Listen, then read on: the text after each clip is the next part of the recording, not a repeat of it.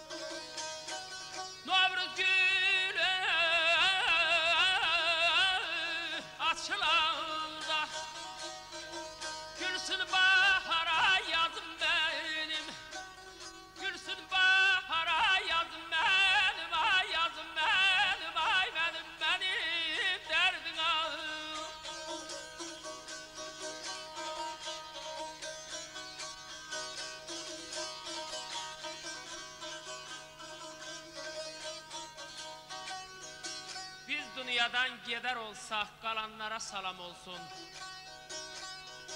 Bizim üçün xeyir dua qılanlara salam olsun.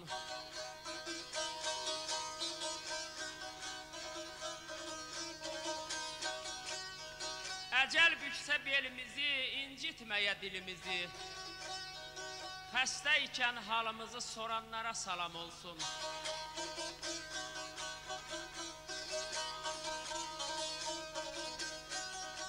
İmrə söylər sözü, yaş doludur iki gözü. Bilməyənlər bilsin bizi, bilənlərə salam olsun. Bilənlərə salam olsun.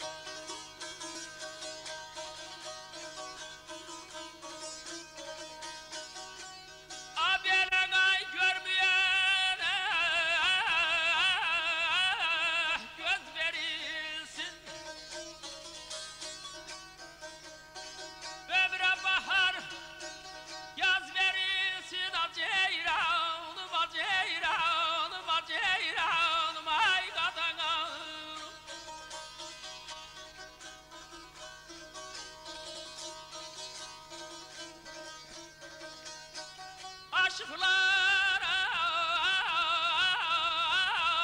belə söz verilsin, silinməsin ay izim mənim, min dilaşsın ay sazım mənim, ay mənim, mənim, ay sazım mənim, dərdin ağır.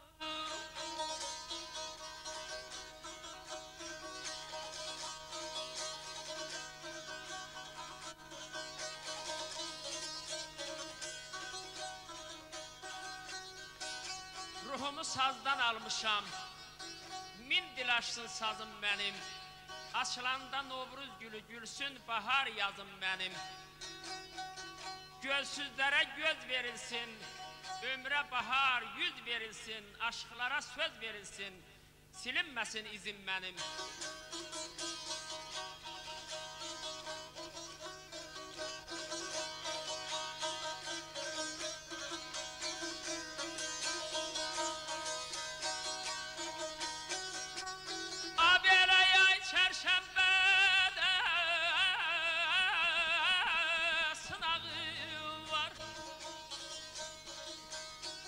Nurlu yanan ay çırağım var. Lay la lay la ga ba la lay, la ga ba